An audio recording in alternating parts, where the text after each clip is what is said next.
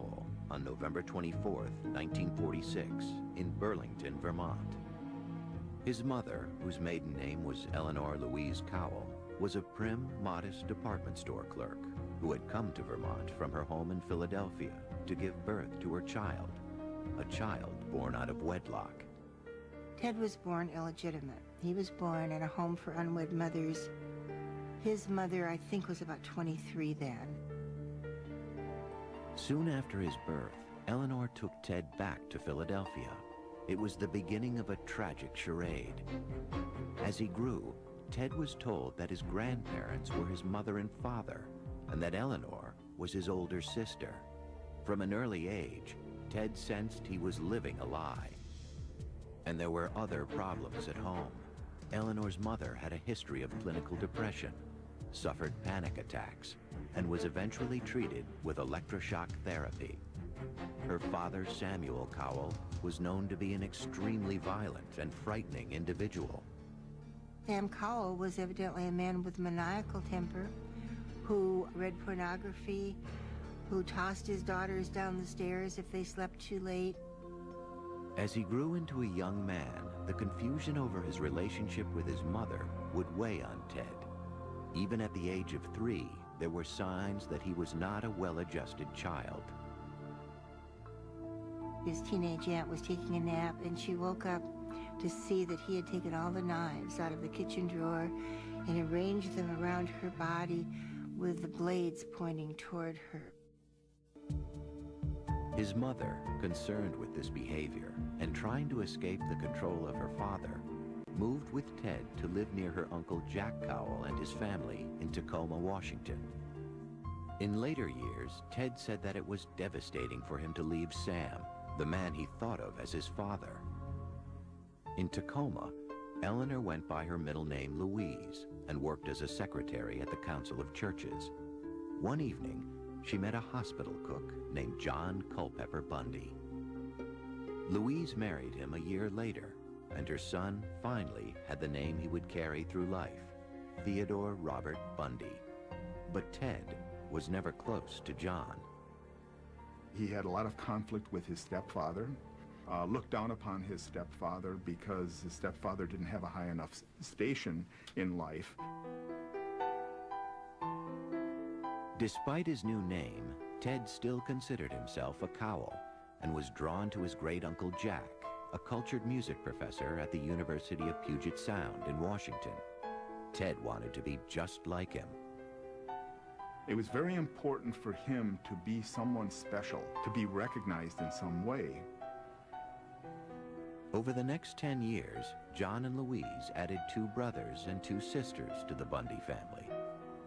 But Ted had little to do with them or their father. He had a Boy Scout troop, but Ted would never go camping. He just seemed to remove himself from any connection to his stepfather. And if there was no connection at home, there was even less at school. His junior and high school friends described Ted as very shy. He suffered from stuttering, and he did not date at all. He really didn't date unless it was a Sadie Hawkins dance where the girls asked him. But there was a secret side to Ted Bundy that was already emerging. He considered himself above the law. By the time he was 15, he had become an expert shoplifter and was a suspect in 2 burglaries.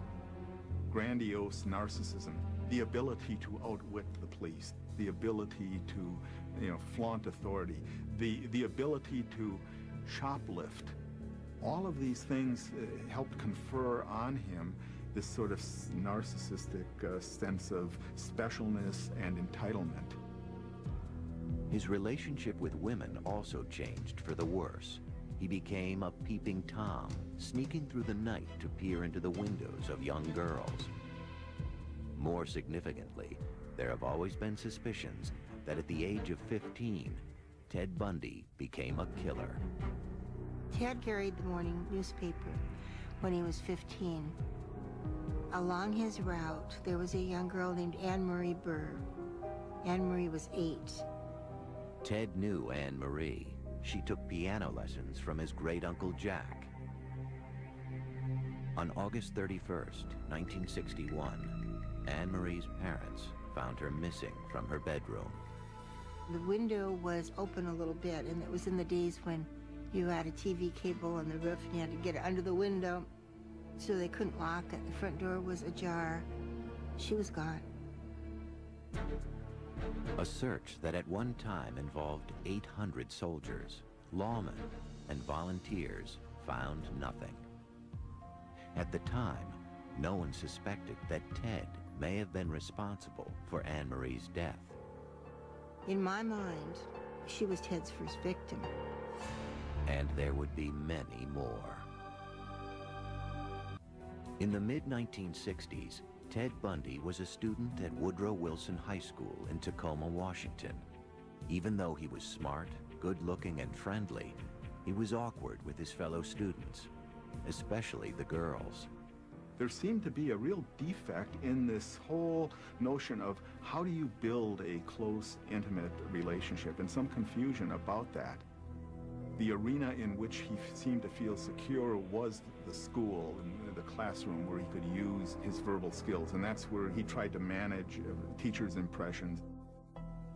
He graduated from high school in 1965 with a B average. The next year, he entered the University of Puget Sound, but on the huge campus, he felt anonymous and lost. Inside, Ted was very empty and very inadequate, but he could put on the facade of a very sophisticated, educated young man. In 1967, as part of the facade, Ted transferred to the University of Washington's Asian Studies program, where he studied Chinese. He also began fabricating a new personality. If the old Ted was shy and withdrawn, the new Ted would be witty, cool, and self-assured. His deception was about to pay off. At the university, Ted met Stephanie Brooks. He was particularly attracted to her beautiful shoulder-length hair, which she wore parted in the middle. She was wealthy, sophisticated, and worldly. Everything Ted wished he was. He said, she's perfect, she's beautiful, she's wealthy. And I think to the degree he was capable, he was in love with her. They stayed together for a year. For the first time, Ted experienced an intimate sexual relationship with a woman. He was in love with her. But to Stephanie, they were merely college sweethearts. She saw no future in the relationship. She thought Ted was immature. Ted had become obsessed with her, but Stephanie told Ted their romance was over. She told him that he wasn't going anywhere, that he had no ambition, he wasn't organized, he couldn't make plans. Ted was devastated. With his world unraveling, he dropped out of school and decided to visit his relatives back in Philadelphia.